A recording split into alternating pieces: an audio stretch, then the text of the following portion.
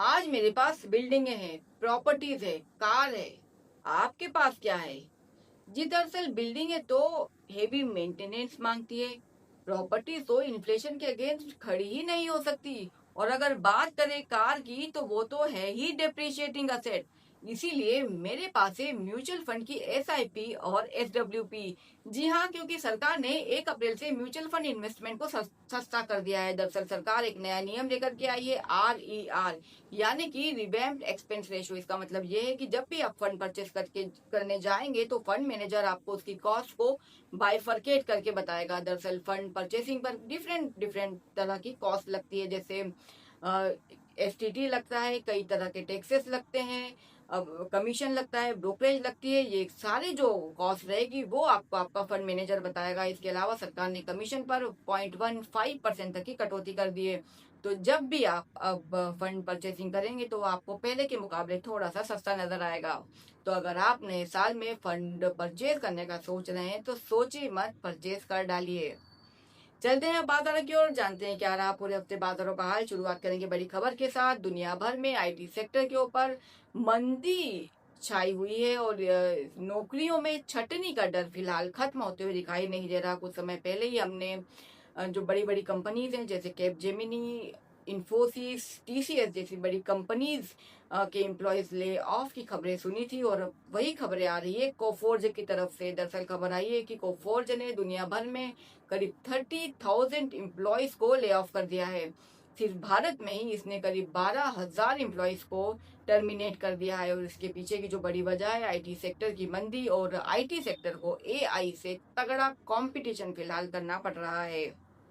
चलते हैं बाजारों की ओर, जानते हैं बाजारों के हाल जो फिलहाल बेहाल नजर आ रहे हैं। न सिर्फ भारतीय बाजारों में बल्कि दुनिया भर के बाजारों में अच्छी खासी गिरावट दिखाई दे रही है। मार्च की पूरी सीरीज दुनिया भर के बाजारों में खासी गिरावट वाली रही है। और आपको बता दें कि इस गिरावट में कई छोटे मझोले निवेशकों का सुपड़ा साफ हो गया है और लोगों को अरबों रुपए का नुकसान हुआ है। कई सारे ऐसे नए निवेशक थे, कई सारे ऐसे छोटे इन्वेस्टर थे जो फिलहाल बाजार छोड़ करके जा चुके हैं। और इसकी एक ही वजह है, वो है कच्चा तेल। दरअसल कच्चा तेल एक ऐसी कमोडिटी है जिसका इस्तेमाल पूरी दुनिया के लोग करते हैं, सारे देश करते हैं। और अगर कच्चे तेल में यही तेजी जारी रहती है तो हो सकता है आने वाले कुछ समय में महंगाई काफी ज्यादा बढ़ जाए, इन्फ्लेशन काफी ज्यादा बढ़ जाए, ट्रांसपोर्टेशन कॉस्ट बढ़ जाए, एक्सपोर्ट इंपोर्ट बढ़ जाए। फिलहाल जो भी युद्ध चल रहा है अमेरिका और ईरान के बीच में, इसमें इन्वॉल्वमेंट तो कुछ ही देशों का है, लेकिन इसका असर दुनिया भर के बाजारों पर पड़ रहा है, दुनिया भर के देशों में पड़ रहा है। और फिलहाल ऐसे कोई आसान नजर नहीं आ रहा है, कोई ऐसा क्लू नजर नहीं आ रहा जो बता सके कि ये युद्ध और कितना लंबा खींचेगा। इसी के चलते अगर सिर्फ मार्च सीरीज की बात करें तो सिर्फ मार्च में हमारी निफ्टी में 11% तक की गिरावट दर्ज की गई। हालांकि अगर अप्रैल सीरीज की शुरुआत करें, अप्रैल की जो शुरुआत हुई है वो थोड़ी सी हरियाली भरी हुई है, निचले लेवल से थोड़ी सी खरीदारी आती हुई दिखाई दी है। अगर इस हफ्ते की बात की जाए तो इस हफ्ते का जो स्टार परफॉर्मर रहे वो रहे IT सेक्टर के स्टॉक्स। IT सेक्टर में सबसे जो ज्यादा चलने वाले स्टॉक रहा कोफोर्ज, जो कि 5% की बढ़त पर जाकर के बंद हुआ। इसके अलावा TCS, HCL टेक, इन्फोसिस और टेक महिंद्रा जैसे स्टॉक 3 से 4% तक बढ़त बना करके बंद हुए। हफ्ते के अंतिम दिन सेंसेक्स जहां करीब 200 अंक चढ़ करके बंद हुआ, वहीं निफ्टी ने भी 30 अंकों से ज्यादा की छलांग लगाई। चलते हैं करेंसी बाजारों की ओर। दरअसल इस हफ्ते का जो सुपर परफॉर्मर रहा वो रहा रुपया। रुपए ने पिछले 10 सालों की सबसे लंबी छलांग लगाई और करीब करीब ₹2 से ज्यादा मजबूत होकर के बंद हुआ। 93.18 के आसपास इसकी क्लोजिंग रही। दरअसल रुपए में जो इतनी मजबूती दिखाई दी, रुपए में जो इतनी तेजी दिखाई दी, उसकी वजह रही RBI के कड़े कदम।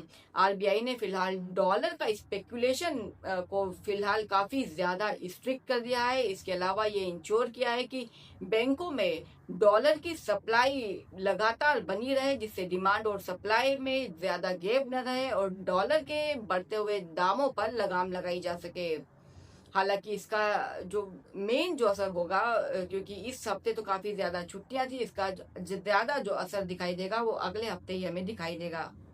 चलते हैं कमोडिटी बाजारों की ओर। कमोडिटी बाजारों में सोने और चांदी में गिरावट फिलहाल जारी है। सोना 4,000 से ज्यादा रुपए तक गिरता हुआ नजर आया। वहीं अगर चांदी की बात करें तो 13 से 14 हजार रुपए तक चांदी फिलहाल कमजोर होती हुई नजर आई। क्रूड ऑयल की अगर बात करें तो क्रूड ऑयल $100 के ऊपर बना हुआ है और फिलहाल ये कम होता हुआ दिखाई नहीं दे रहा। अगर युद्ध और ज्यादा लंबा चलता है तो कई विशेषज्ञों का मानना है कि क्रूड ऑयल शायद $150 तक पहुंच जाए।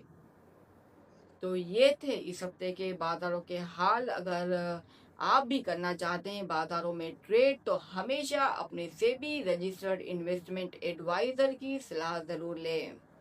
मिलेंगे अगले हफ्ते। नमस्कार।